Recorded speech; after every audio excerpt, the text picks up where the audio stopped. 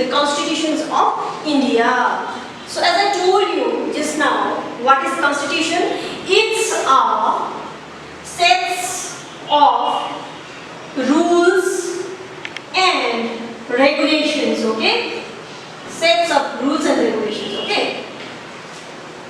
That helps the government of any country to run the country so it helps, okay? So we will discuss about the Indian Constitution. So open your page, this one, 210, okay?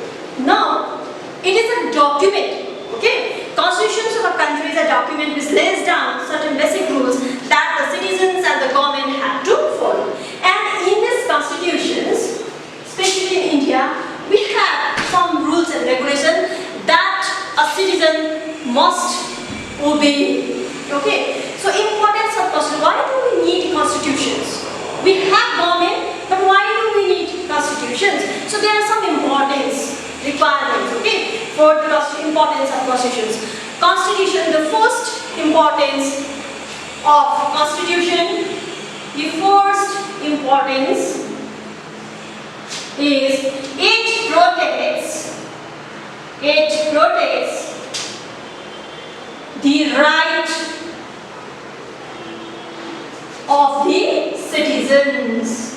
The first and foremost importance of constitution, so it protects the right of the citizens. We have constitutions which secures the rights of any citizens. It limits the power of three organs of the government. So we have three forms of government or three organs of governments: executive, legislature, and judiciary. These are the three organs of government. Okay.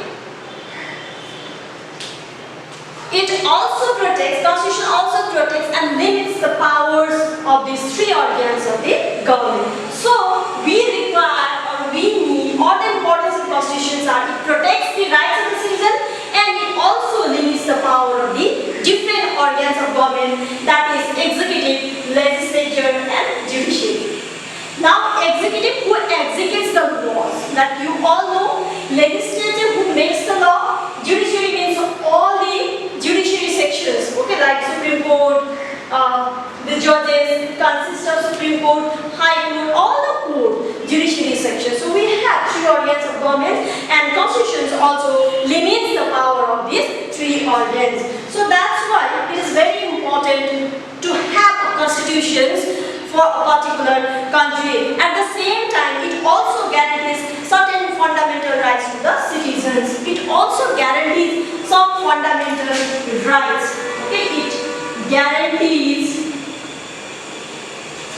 some fundamental right. Fundamental right. So what is fundamental right? That is the basic right.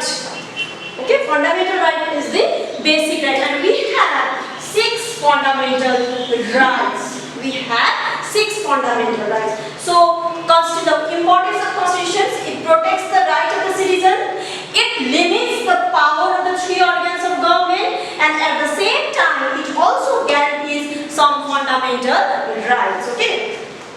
Now, the constitutions was drafted by an assembly, and that assembly is called Constituent Assembly. Okay, note it down, Constituent Assembly. Constitution is drafted by an assembly named Constituent Assembly, and the chairman of that drafting committee was Dr. B.R. Ambedkar, that we all know. And the constitutions adopted, actually it was adopted on 26 November 1949. Constitution adopted, these are the very important things you should know. Adopted on, just note it down, okay? 26th November 1949, but came into being or effect from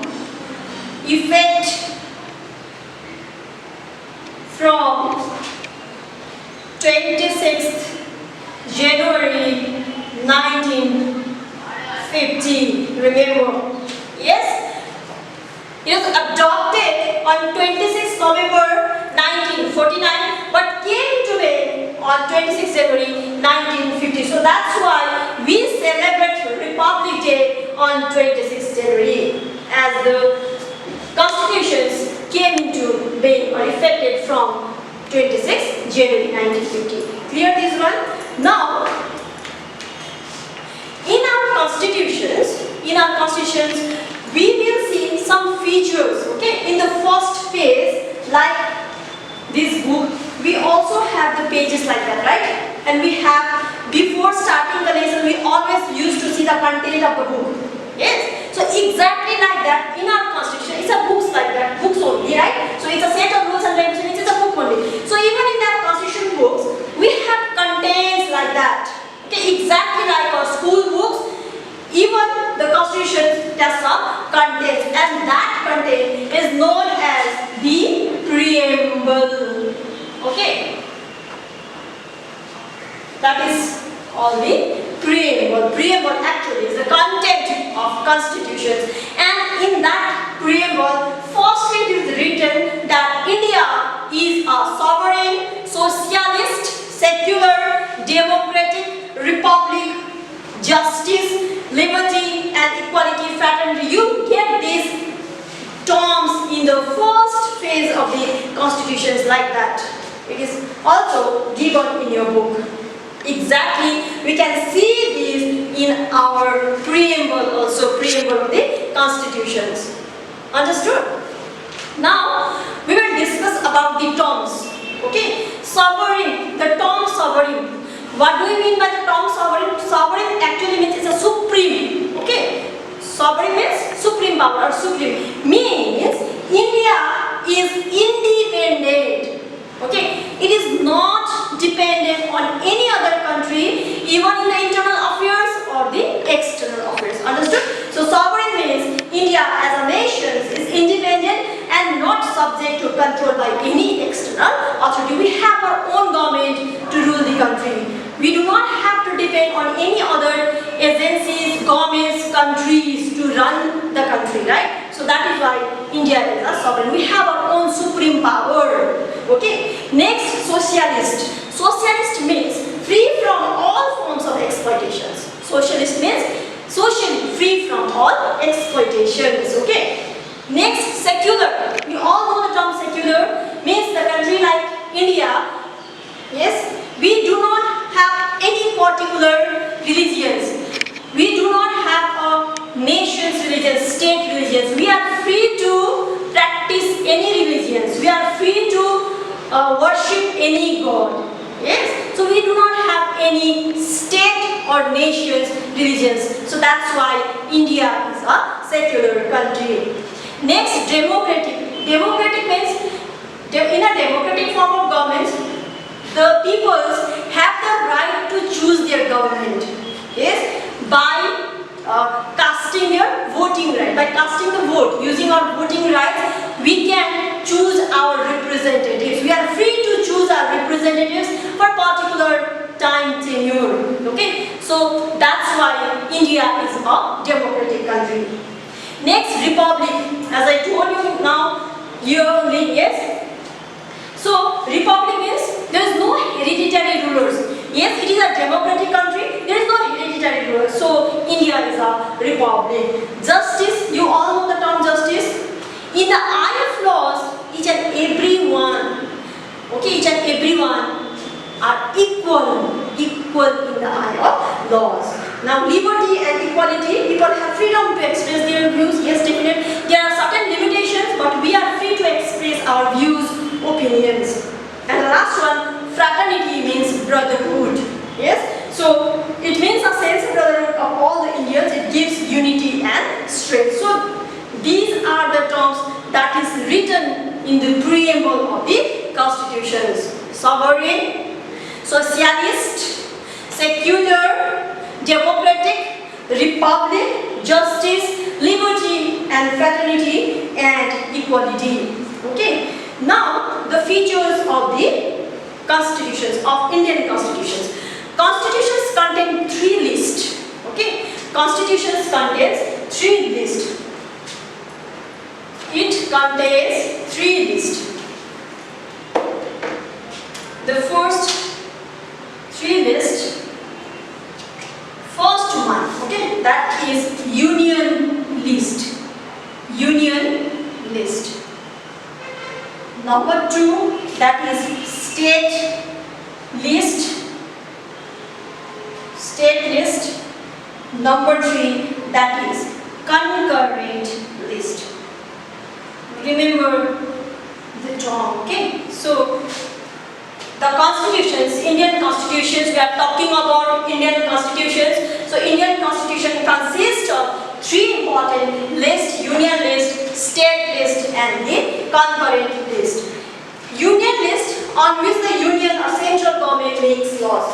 Okay, under this list, the central government, they makes laws. State list, the state government makes laws for the state. And concurrent list, the power is divided between the state and the central. Clear? I am again repeating these topics. The list, constitutions consist of 3 important lists: union list, state list and the concurrent list. Union list, the central government, the union government, central government makes laws for the whole country. State list, state makes the laws for the state, particular state. And under concurrent list, powers are divided into these 2 governments to form a government: union list and the state government. Now your next topic is parliamentary form of government. Okay. And another important things I want to. Now I want to add another important points here under this list. The term federalism. Yes, the federal form of government. Okay, federal form of government. As I told you just now, under concurrent list, power is divided between central and the state government. Okay, so federalism or federal form of government, the power is divided into the union or the central government and the state government.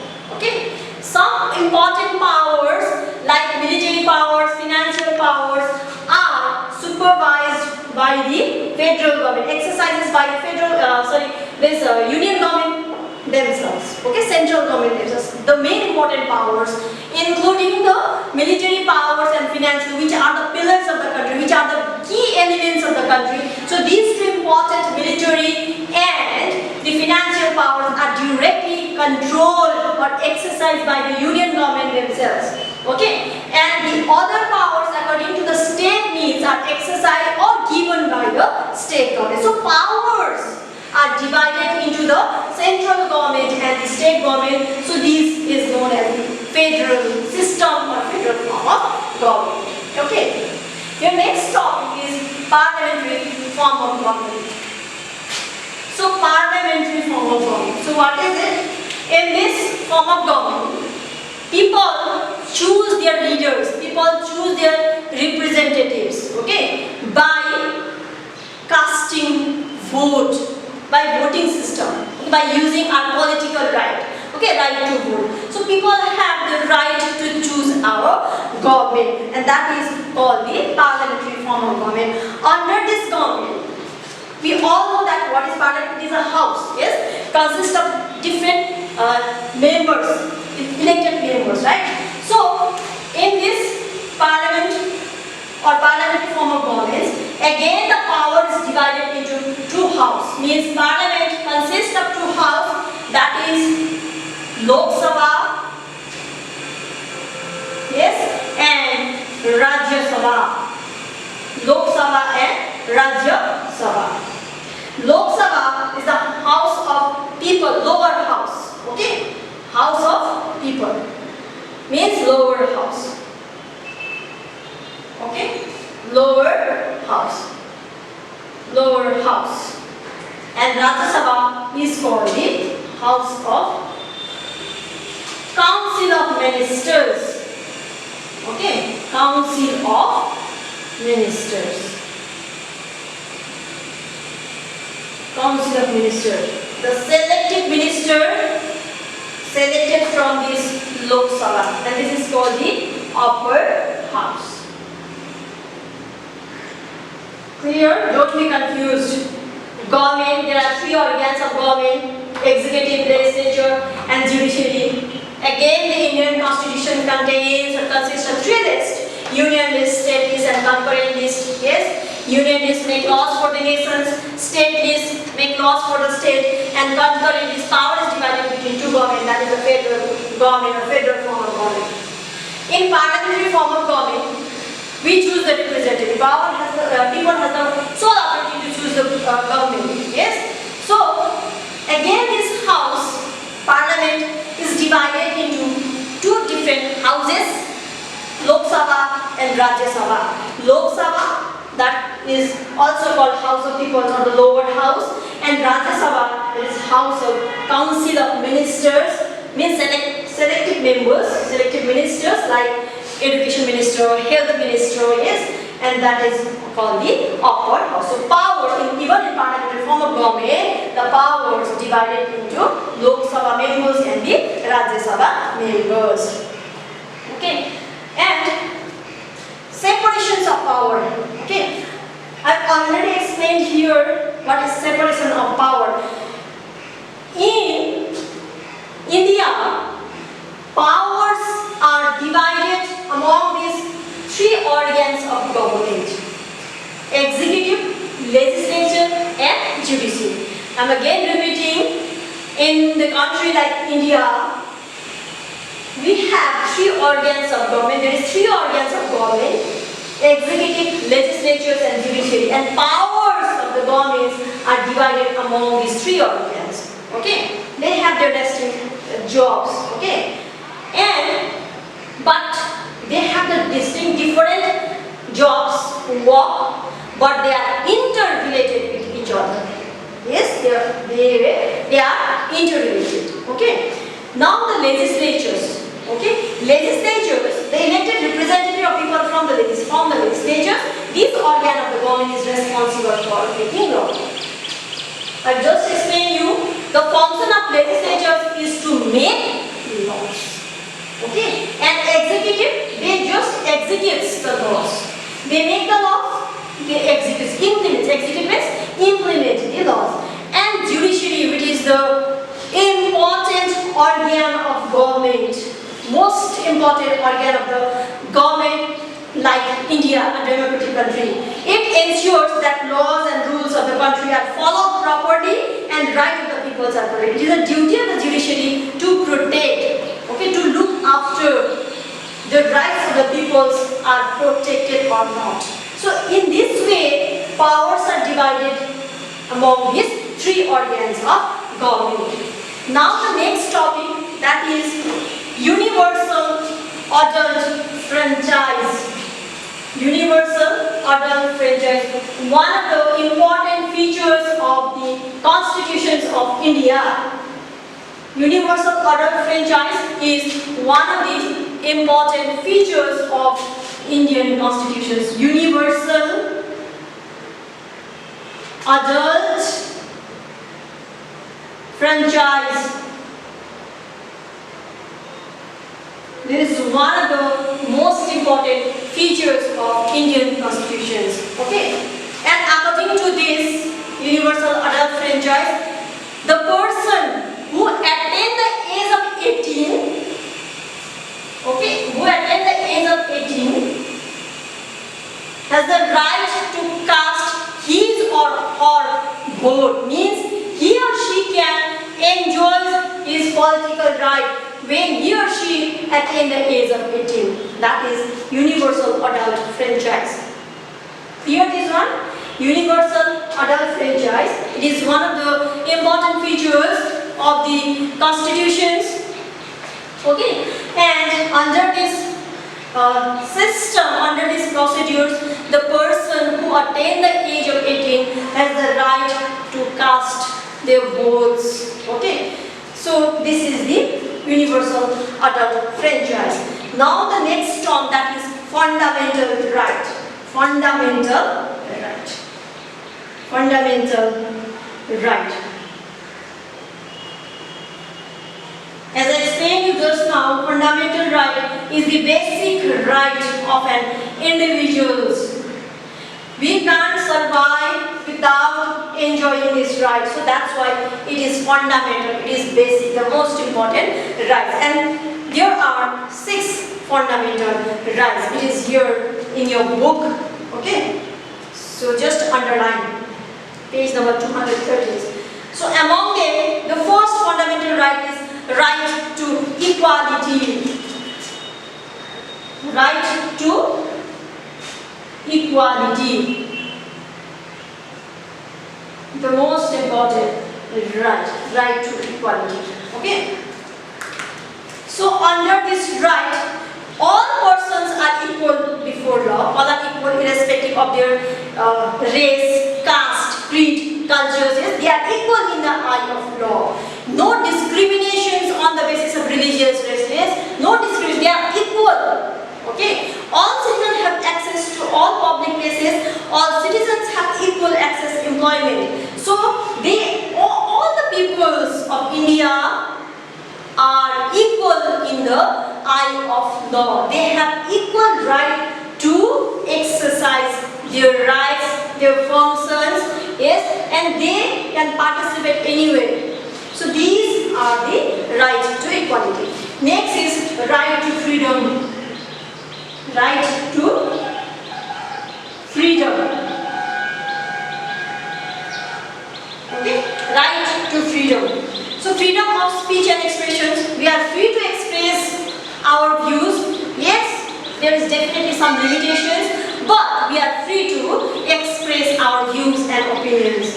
Freedom to assemble peacefully and without arms. We are free to assemble anywhere, but without weapons. We are free to assemble anywhere without any arms. Next, free to form associations and unions. We are free to form any union or association. For example, sports unions, students unions, right? We are free to form such unions, but it should be according to the law, according to the constitution. And freedom to move freely. We are free to move from one state to another within our territorial boundary. We do not have to pay any taxes to move from one place to, means one state to another state. We are free to move. Okay, that is the right to freedom. Freedom to reside in any part of the country. Yes, as I told you just now, we are free to reside anywhere, but within the territorial boundary of Indian subcontinent. Okay, and the last one, freedom to practice any profession or occupations. We are free to practice, okay, any kind of professions as we wish. Yes, if I want to be a teacher, I can. If I want to be a doctor, yes, there is no restriction. So these are the right to freedom. This is the second right. And the third right, right against exploitation. Right against exploitation. This is another important one. Okay, right against exploitation. We all know what is exploitation or exploits, right? So these rights prohibits all form of forced labor, beggar. Yes, prevents child labor. This right protects child labor, and especially children working under 14 years. This is another important.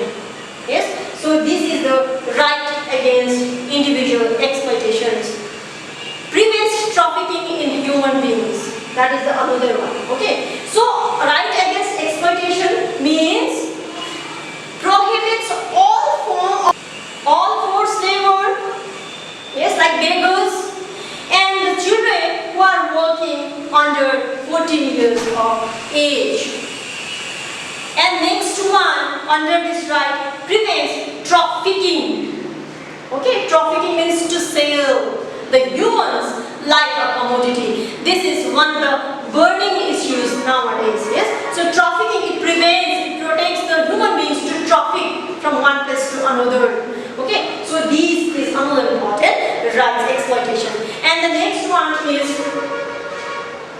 right to freedom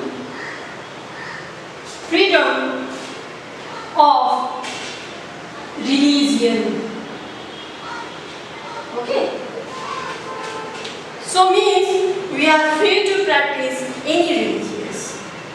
Yes, India is a land of diverse cultures, unity in diversity that we all know. So different languages, okay, different cultures, followed peoples live together under the same roof. So we are in our country, in a democratic country like India, especially in our country India, we are free to practice any religion. We are free to worship any god or goddesses. That comes under the right to freedom of religions. And this is one of the fundamental rights of an individual. Next one, cultural and educational right. Cultural and educational right. Okay? Cultural and educational right. Okay, this is another one. So, all minorities have the right to conserve and develop their own cultures. Each and every one, we have our own religions, we have our own cultures, yes, we have our own traditions, we follow our own tradition. There's no restrictions to follow any religion because India is a secular country. It's a democratic secular country, right? So, the another important rights, the fundamental rights, not only about rights, the fundamental, the basic rights, that is the culture and education's right. We are free to practice our cultures and even can free to spread our cultures. Okay, so that is the cultural and educational rights. And then the last one, that is right to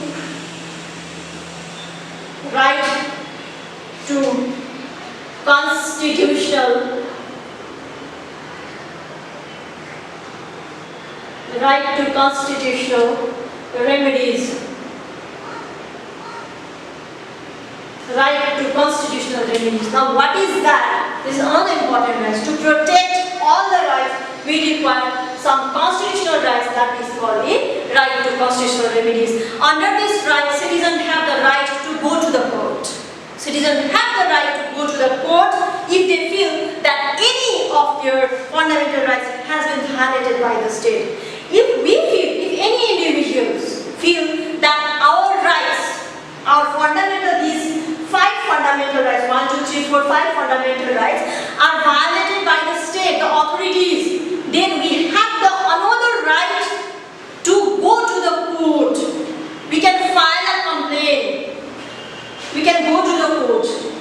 The protections of all the rights, that is right to constitutional remedies. Understood? So that's why we have 6 fundamental rights. Remember how many fundamental rights do we have? We have 6 fundamental rights. Right to equality, all are equal in the eyes of law irrespective of their race, caste, creed, sex, etc.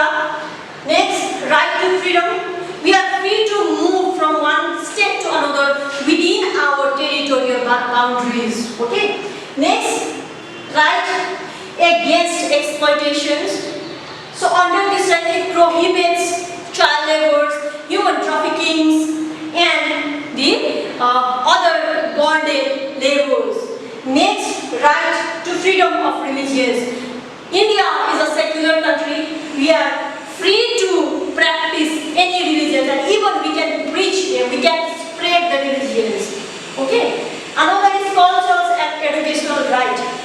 Here also we are free to follow our cultures, traditions, and even we can spread our cultures.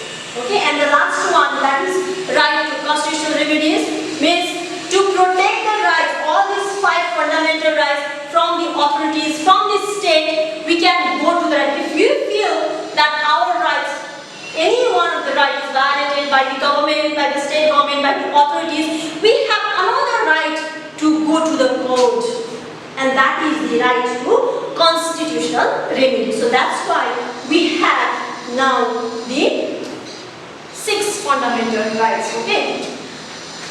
Earlier, when the constitution framed, we actually had 7 fundamental rights. Remember this one. Okay. Actually, we had 7 fundamental rights. 7. Okay. And that the 7th one was right to economy. Okay. Means right to have any economy or economic proper right to. This means to have economic. That is also called right to property. Okay. Simply, we can say that is right to property. Okay. So remember, earlier we had 7 fundamental rights. Okay. And the last one, that was right to property. But this right is deleted from the fundamental right, as the intellectuals, they thought, the framers, they thought that this right is not necessary. It is necessary, but it is not the fundamental rights. Okay, so that's why it is abandoned, deleted from the fundamentals. It is the right. We have this right, but it is not considered as the fundamental right. Okay, so that's why earlier we had 7 rights, but right now, recently, we have only 6 rights. Don't be confused. I'm repeating once more. Earlier we had 7 rights. But right now we have only 6 rights. This right is deleted. This right nowadays is not considered as a fundamental right. We have this right to property. Anyone can have properties. This is our right. We can sell, we can buy any property within our territorial boundary. That is our right. It is there, but it is not considered as the fundamental right. Okay? So that's why we have 6, right? And among these rights, the last one is the most important. Right to constitutional remedies means if we feel that our right, any of this right is violated by, we feel that it is violated by any authorities, state, we have the right, another right to go to the court. So that is the right to constitutional remedies. Okay. Now these are the fundamental rights. Now we have fundamental duties too. Okay, we have fundamental duties too. Fundamental duties. If state is providing fundamental right for us, yes, for the welfare of the citizen, at the same time we also have to perform some duties, responsibilities towards our state. That is the fundamental duties. And we have 11 fundamental duties, remember. Okay, 6 fundamental rights, 11 fundamental duties. 6 fundamental rights and 11 fundamental duties. Clear this one? It's very simple. Even at our home, we have some right. Our parents given some right, yes, and we are enjoying these rights, yes. At the same time, it is our responsibility, duties towards our home also. There are certain duties that we have to perform. Exactly, the state, nations, or the government provides, guarantees some rights to us for our betterment, for welfare of the citizens. At the same time, it is our duty towards the state, towards our nations also. So the first duties of a citizen is to abide by the constitutions and respect its ideals and institutions, the national flag and the national anthem. It is our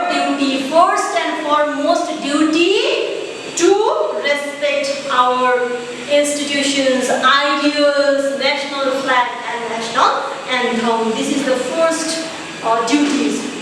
Number 2, to cherish and follow the noble ideas which inspired our national struggle for freedom. Yes, so it is our duty to cherish the movement of our past. Yes, our freedom struggles. Number 3, to uphold and protect the sovereignty, unity and integrity. As I explained you, the unity and diversity. Yes, so it is our duty to uphold that dignity of unity and diversity. Okay. Next, to defend the country and render national service when called upon to do so. If the country is in some external emergency, then it is our duty to defend the country. As an Indian, it is our sole duty to defend the country. It is not only the duty of armies, it is the duty of all the individuals. Next, to promote harmony. Definitely, it is our another duty to promote harmony. To value and preserve the rich heritage of our composite cultures. It is our duty to protect and to preserve our heritage, cultural heritage. Okay? To value and preserve the rich heritage. India is a country of rich heritage. Yes? So it is our duty to preserve and protect our cultural heritage.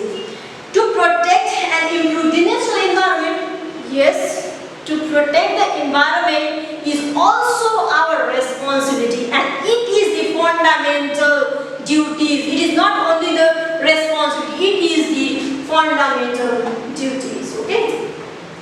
Next one, to develop scientific temper, humanism, spirit of inquiry and reform. So it is our responsibility to create scientifically also humanism, spirit, humanism, brotherhood. It is our duty to do that. To safeguard the public property, yes, that is another duty. Okay? And the last was to strive towards excellency in all spheres of individual and collective activity.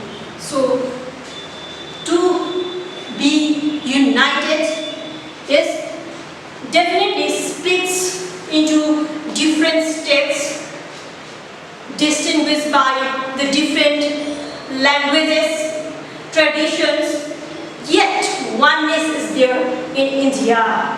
Yes, and definitely languages are so many. Yes, that we know. Languages are so many. But the voice is one, and that speaks only for India. Understood? So that is our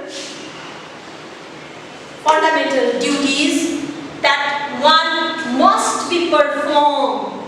Yes? So there are 11 fundamental duties and 6 fundamental rights.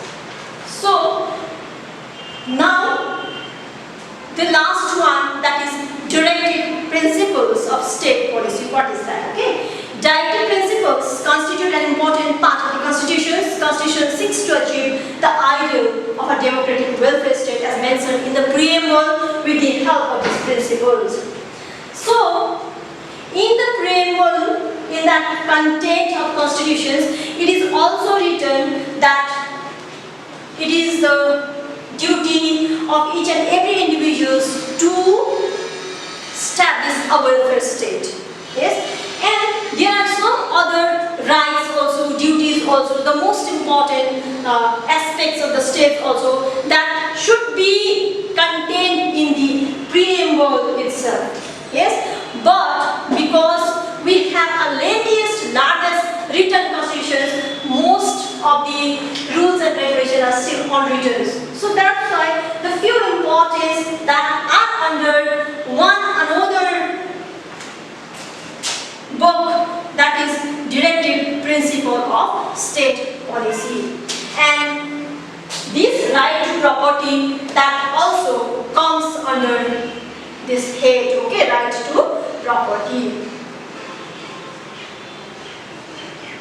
Okay, there should be somebody, there should be some organization, there should be some assemblies, there should be some group who should take care of this right to property, isn't it? This is our right. Yes, it is not the fundamental right now, but there should be someone who protect our this right.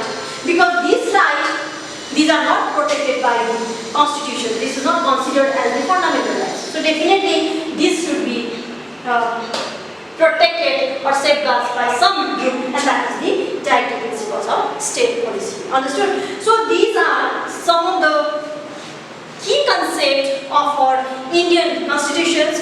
It's very interesting and it is very important for our daily life. Yes? So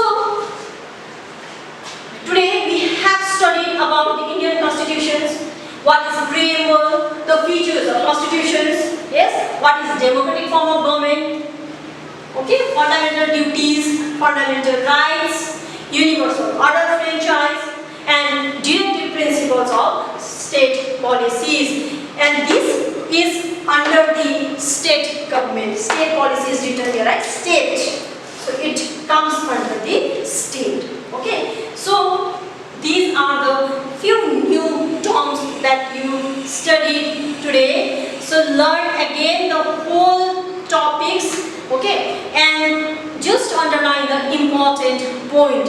It is very easy chapters and interesting chapter, and the most important for our daily life also. This is important for our general knowledge also, because we are residing in India.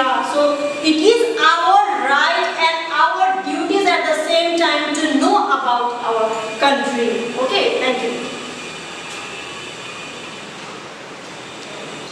Let's do the exercise of the same chapter, Indian constitutions. So first one, choose the correct option. Number 1, your answer will be 2. Okay, constitutions. Number 2 again, Constituent Assembly. 3, number 3, Dr. Rajendra Prasad. 4, that is 26 November 1949. 5, number 4, sovereign. 6, none of these 4. 7, that is 1, legislatures. 8, again 1, 18 years age. 9, the last one, 4, right to constitutional remedies. And number 10, which right prevails child labor, right against exploitations. Question will be, okay, the first one, that is Dr. B.R. Ambedkar. Second, preamble. Third, 26th January. Fourth, brotherhood. Fifth, central and state. And number 6 is 6. There are 6 fundamental rights. Okay. Number C, true, false. Number 1, true. Number 2, false. Number 3, false. 4, true. 5, false. And 6, true. And number D, match the column. Okay. So 1 with 4, 2 with 1, 3 with 3, 4 with 5, and 5 with 2. Now the short questions. What is a constitution? It is a set of rules and regulations according to which a country is governed.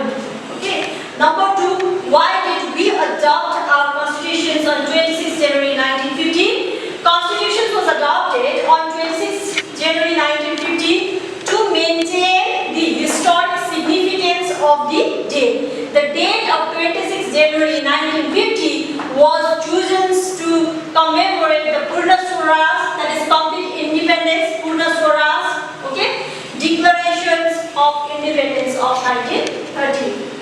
Question number 3, why is India called a republic? India is called a republic because there is no hereditary rulers. The head of the state is elected by the people for a fixed term. Okay. Number 4, what is universal adult franchise? Universal adult franchise gives the right to vote to all the adults who are above 18 years. Number 5, list the fundamental rights. So 6 fundamental rights: right to equality, right to freedom of exploitation, right to freedom, right against exploitation, right to freedom of religious, cultural and educational rights, right to constitutional remedies. 6. What is federalism?